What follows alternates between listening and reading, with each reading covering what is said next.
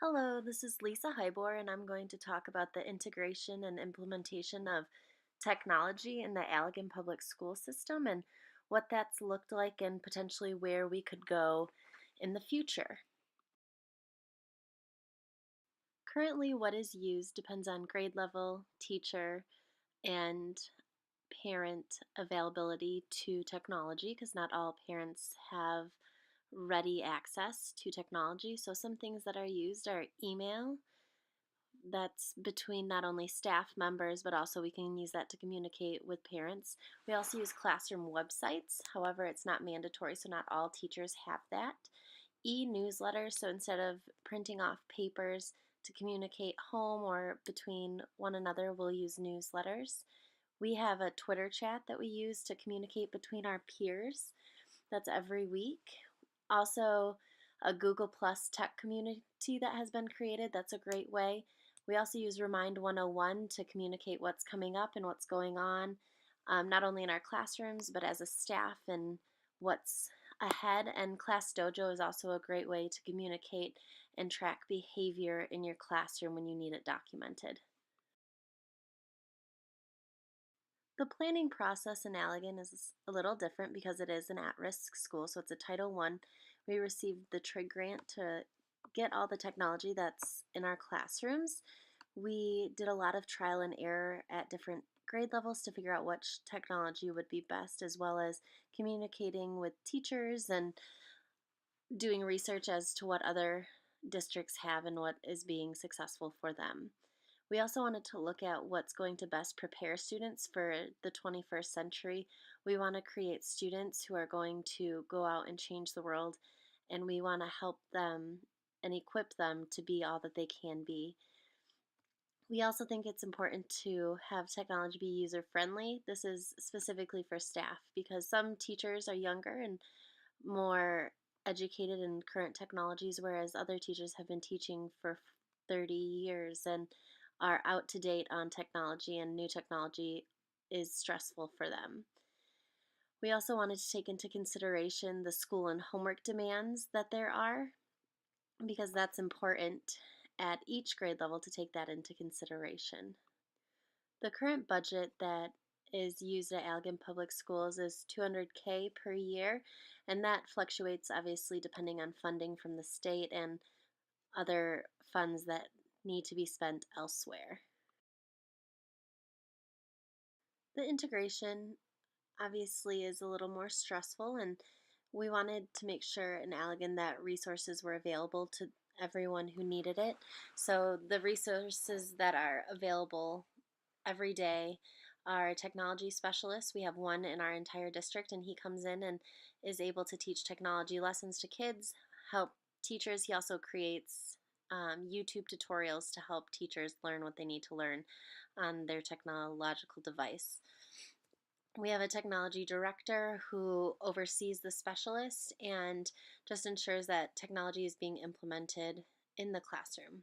Our curriculum director creates a blog about the most effective ways to use technology in the classroom, as well as gives ideas and apps for new um, learning environments and learning tools, excuse me, for our students. We also have each other as we need to work as a team, and we can get great ideas from other teachers, not only at our grade level, but across the district. The goal is to educate the staff. Um, I think it's important to create goals and have those goals attainable and help staff really accomplish them. I think it's important to hold people accountable to reach these goals, because if we don't, no one will.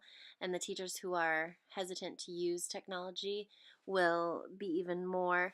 I also think the tutorials are a great asset. However, I believe that there could be more created that would help and cover a broader range of tasks and apps and websites to help teachers really fully integrate the technology into their classroom.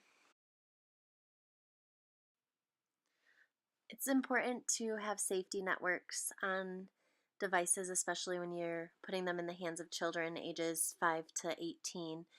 The current one that is used is AirWatch. However, they're looking at multiple different other safety networks because they aren't pleased with the AirWatch device and network.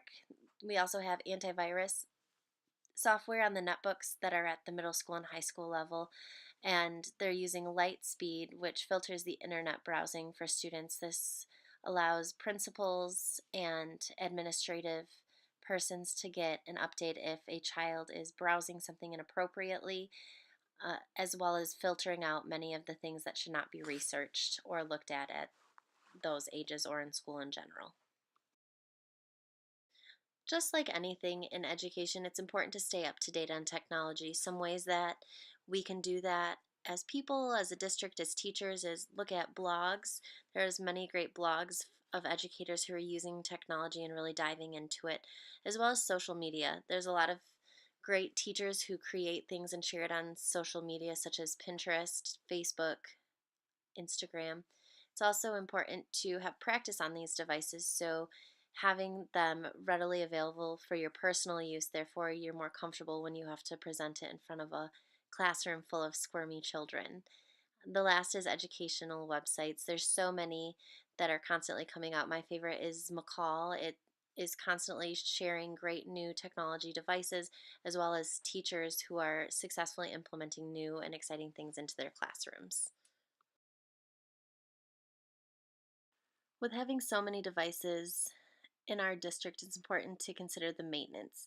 There are currently high school students who receive training to maintain and uphold the maintenance in the netbooks that are at the middle school and high school level. As for the iPads that we use at the elementary level, Madawan Public Schools has a program that fixes devices for free. You just have to pay for the replacement part, so that's a really great deal and has worked out really well. Also, for maintenance, if a teacher can't get something to work, we also have system operators and digital learning coaches in each building. This is elementary, middle, and high school, as well as alternative education. So, those are people that are technologically savvy, and as a staff, we can turn to them when we have questions or need extra guidance or help. Some ideas to enhance community are using a lot of the tools that are already available to us that we might overlook. A great tool as teachers is Pinterest. There's many great ideas and creative ways to implement technology into the classroom, many cool projects that have already been created. Google Plus is another option. There's lots of communities out there that have already been created in which you can join and learn from. This allows you to pool your resources and really reach a broader audience and get the help you need, as well as collaborate with educators around the world. A Twitter handle would be helpful for teachers to share their ideas and resources, but also to ask for help. I think so many times we're scared that people are going to judge us or look down upon us if we don't know the answers. However, I believe that if one of us is thinking it, there's more than one person who's confused or needs clarification as well. However, it's so important to keep Christ at the center of everything that we're doing because if it wasn't for Him and His grace and His love and mercy, we would not be where we are today. And having the ability to equip children for the next generation and for the rest of their lives. A verse that really speaks to me in relation to technology is Proverbs 22:6, which states, "Train up a child in the way he should go. Even when he is old, he will not depart it." To me, this is talking about equipping children for success. We really want them to strive to be all that God created them to be. If we train them up and help them become godly individuals, ones with strong morals, and ones who deeply care for others, then they're not going to depart from it when they're old, and they're going to become great assets to our society and really care for those around them. It also is giving them the tools that they need to be successful, as well as helping create a generation of innovators and people who truly care for one another and have a passion and a love for learning and see the benefit in using technology to help others and help their careers and really ultimately just help them dive deeper into all that God has created them to be. Thank you so much for watching my presentation. I hope you have a wonderful night.